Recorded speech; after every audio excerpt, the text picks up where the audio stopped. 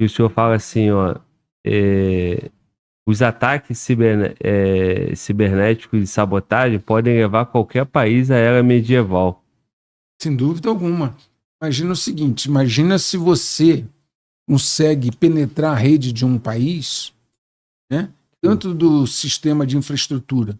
Todas as empresas de energia elétrica operam com softwares. Hoje não tem mais ninguém que opera sem software. Aí você penetra, você pode ter dois tipos de ataque. O físico mesmo, com sabotagem, explodindo uma subestação, explodindo, né, envenenando um reservatório de água, e isso está nas previsões de ser feito, né, que o Homeland Security lista lá como os riscos que tem nos Estados Unidos, como pode ser um ataque cibernético, onde você para os computadores da adutora que bombeia a água, separa os computadores da empresa que fornece energia elétrica.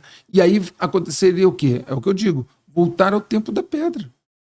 3 dias sem energia elétrica, você está voltando para o tempo da pedra. Ninguém trabalha, ninguém saca dinheiro, ninguém se locomove, não acontece nada. Entendeu? O combustível não existe, porque você não tem bomba. Entendeu? A polícia não anda mais na rua, porque as viaturas, acabou o combustível das viaturas. Né? A polícia não anda mais na rua. O que você faz? Não tem voo, não tem nada. Não tem voo. 4, 5 dias você está no tempo da pedra, está no cada um por si, Deus por todos. Crise de desabastecimento. Isso aí. Saqueamento na rua, todo mundo desesperado. Aí você cria, Glauber. Às vezes eu fico preocupado de falar isso, porque depois acontece, vão falar, o professor já sabia que ia acontecer. Bom, você cria níveis escalonados de ataque. Então, assim, você cria 4, 5 níveis, e aí você resolveu o primeiro nível de escalonamento do ataque. Então você, depois de 24 horas, achou lá o vírus que foi implantado, o ransomware, o malware. Okay? Mas já tem outro na escala. Você terminou de resolver aquele problema, quando você religa os computadores, o outro ataca. Isso.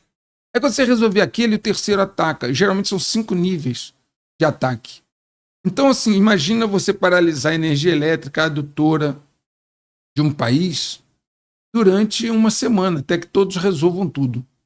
Outra coisa, como é que os caras vão fazer o computador funcionar com base somente em sistemas de emergência? Porque não tem energia elétrica.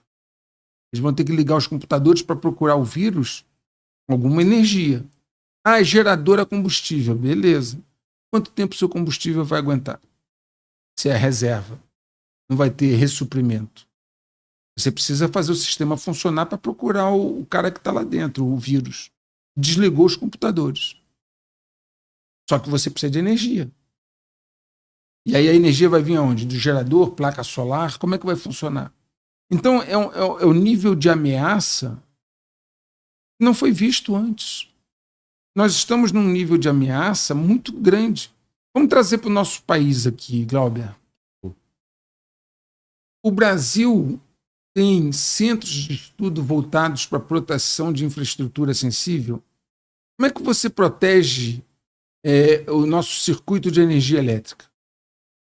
Os linhões que vêm de Itaipu. Como é que você protege o sistema crítico brasileiro contra ataques? Como é que você protege as concessionárias contra ataques cibernéticos? Concessionárias de energia elétrica. Sei lá, uma Eletropaulo, sei lá. Né? Nos Estados Unidos teve um ataque agora às concessionárias de veículo. Todas pararam. Um ataque cibernético contra concessionárias de veículo, só para ganhar uma grana e tal. Né? Mas poderia ser contra uma concessionária de energia elétrica, poderia ser contra uma empresa de água e esgoto. Né? E o Brasil? Quantos nós temos que trabalham com proteção dessa estrutura crítica? Quais recursos que essas pessoas têm em termos de hardware, software, etc. Se você parar para pensar, a National Security Agency tem mais de 50 mil funcionários. Tem um orçamento de bilhões de dólares. E ainda assim é invadido. Ainda assim é invadido. O Pentágono foi invadido mais de uma vez. Nós temos o que aqui, em termos de proteção cibernética? Então, nós estamos enfrentando uma situação de risco que muitas vezes as autoridades preferem não pensar. Deixa como está, porque não tem nada para ser feito. Eu não penso assim. penso que é melhor fazer pouco do que não fazer nada. Mas o que prepondera hoje é uma visão mais imediatista. Não, isso aí não está no meu radar agora, eu estou preocupado com aquilo ali que vai acontecer daqui a 2 horas. E o Brasil não tem planejamento estratégico. O Brasil tem planos de governo, mas não tem planos de Estado.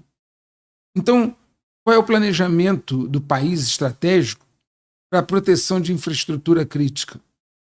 Que recursos ele pode mobilizar? Quais são os grupos de defesa cibernética que podem proteger todas as concessionárias elétricas em cada estado? Cada empresa de água e esgoto em cada estado? O sistema de segurança pública, os bancos de dados. Não sei se vocês sabem, a Polícia Federal foi atacada há um tempo atrás. Tá certo? E aí, se você não tiver o sistema de segurança pública funcionando, você vai querer consultar os dados de alguém, não está funcionando. A viatura vai querer checar uma placa, não está funcionando. Qual é o nosso planejamento para uma situação dessa espécie? Falta de energia elétrica. Então, a verdade é que essa situação aparente de tranquilidade, de segurança, é totalmente ilusória. Pois é, eu ia te dizer, parece que aqui prefere acreditar que nunca vai acontecer, né? Até que Que o aconteça. Brasil não é alvo, a gente não tá envolvido, a gente não tem inimigo. Uhum. Mas É a melhor desculpa para não fazer, né? É claro. Muitas vezes, por exemplo, vamos voltar a um caso. O Rio Grande do Sul já teve várias enchentes. Desde a década de 40 lá teve enchente. Ano passado teve enchente. Mesmo assim se entendeu de não tomar as medidas prudenciais necessárias. Teve outra enchente esse ano. E quando passar, vai fazer o quê? Porque ano que vem pode acontecer de novo. Então, assim, é muito confortável, muito cômodo entrar nesse raciocínio confortável de preferir ignorar, né? Tipo um avestruz. Né? Mas isso não vai mudar os acontecimentos. Isso não vai mudar. Nós estamos agora numa situação na América Latina onde estão havendo conflitos de interesse.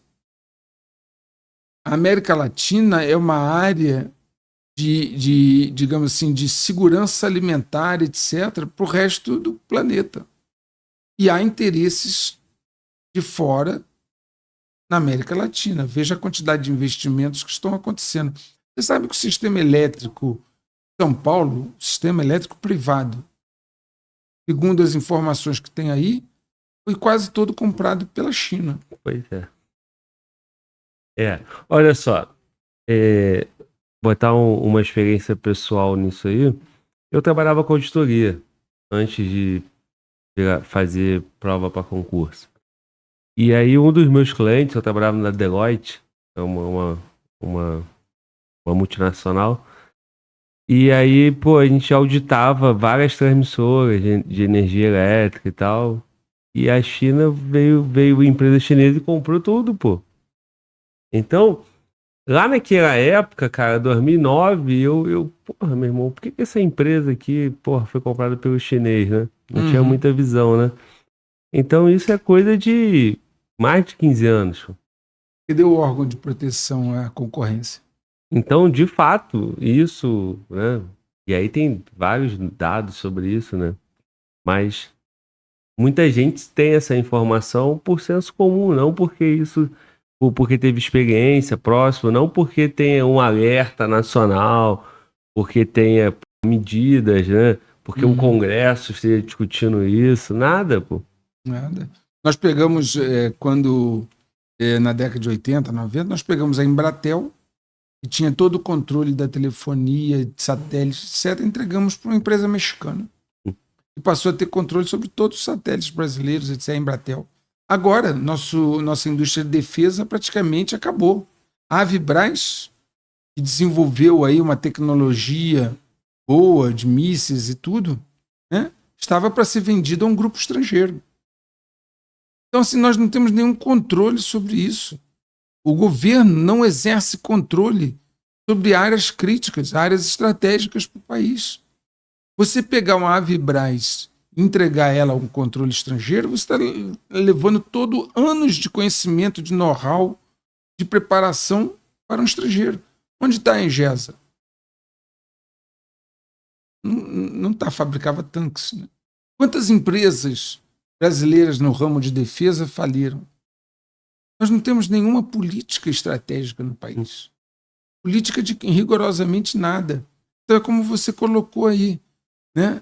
Por exemplo, uma empresa vai e começa a colocar câmeras nas empresas. Né? O cara é um prestador de serviço. Começa a colocar câmeras. Essas imagens estão sendo enviadas para onde? Você pode garantir que aquela imagem está indo só para um lugar, não está indo para outro? Pensa nas empresas que trabalham com tecnologia OCR, reconhecimento facial. Você vai bater nas mesmas empresas, e a maioria são chinesas. Activision, Highway, etc. Como é que você garante que essas imagens estão sendo transmitidas para onde você quer que elas sejam e não para outros lugares? Então, nós não temos efetivamente. E num cadastro de reconhecimento facial, aquele dado ali foi para onde? Vai para onde eles quiserem que vá. Você quer ver um exemplo? Foi feito um trabalho e se descobriu que nos portos americanos, onde tinham aqueles guindastes para levantar mercadoria, containers, aqueles guindastes eram chineses, a grande maioria. E depois se descobriu que eles poderiam ser controlados, movidos através de controle remoto da China. O cara lá na China poderia operar o guindaste via controle remoto. Então, no caso de uma guerra, de um problema, o guindaste poderia pegar e jogar um container em cima de um navio, 10 containers, o que eles quisessem. Porque é controle remoto lá da China. Aí se começou uma operação, e falou isso em algum vídeo, não lembro mais, né? Se começou uma operação para desabilitar esses guindastes. Então, assim, quando você vai para o campo, para a seara da tecnologia, Glauber, é muito difícil você garantir a assertividade daquilo que você comprou. Quem garante para você que isso nós estamos gravando aqui não está indo para outros lugares? Você está transmitindo. Então, assim, existe uma ilusão enorme sobre segurança, sobre tudo isso. Né? Quem não opera na área de inteligência, pensar que está seguro, e a criptografia de ponta a ponta. Não, esse detalhe que o senhor falou sobre câmera, né? A gente apontava ali para a câmera do estúdio, né?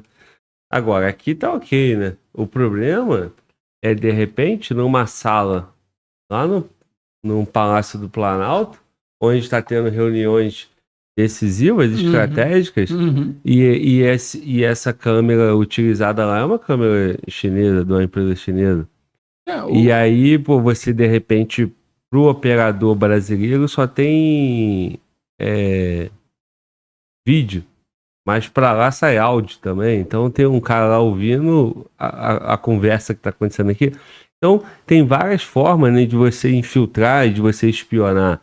Pode ser pelo elemento, né, uma fonte humana, pode ser só uma cibernético. Nós estamos falando de chinês, mas os seus aliados também te vigiam. Sim. Estados Unidos também vai te vigiar, Inglaterra, etc. Aliás, muitas vezes você é vigiado pelos dois lados. Depende do interesse. Né? Então, assim, isso que você tocou é essencial. Né? Há muitos centros de inteligência, etc., tem câmera na portaria, na entrada, no acesso. Então, se eu sei quem entra e quem sai, eu sei a hora que você fez a reunião, eu posso ativar outros mecanismos de monitoramento. Não, e aqui no Brasil foi feito um barulho enorme por conta de uma maleta de geolocalização, né? Um equipamento. Foi. Enquanto você tem coisas... Não estou entrando no juízo de valor disso, né? Nem tem conhecimento para dar opinião. Mas faz um barulho aqui sobre espionagem, sobre isso, aquilo, enquanto isso... Com 3 maletas em Brasília. Não foi? Eu lembro. Então, enquanto isso, você tem vários órgãos públicos aí, você tem sistema elétrico, tudo isso desprotegido e que pode estar sendo espionado pelo teu aliado. Ó, eu vou fazer uma provocação, Sim. Glauber. Em quantos lugares, setores públicos, seja no Ministério Público, nos tribunais, onde quer que seja, se faz varredura nas salas? Não é por causa de câmera, não. Gravador, qualquer outra coisa. Um microfone implantado no vaso de planta, etc. Varredura. Varredura mesmo. Com um equipamento sofisticado, não é varredura de orelhada. Não. Imagina você implantar um sistema de monitoramento que seja só áudio na sala de uma pessoa que toma decisões relevantes. Vamos até falar assim, ó, que não seja uma questão militar, não, uma questão de economia. Olha só, você falou que trabalhou na Deloitte.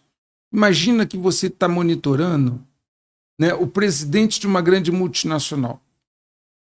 Aí ele fala assim, vamos divulgar o balanço semana que vem. O balanço está dando um lucro enorme. Uhum. As ações vão disparar quando ele divulgar o balanço. Você compra as ações da empresa antes.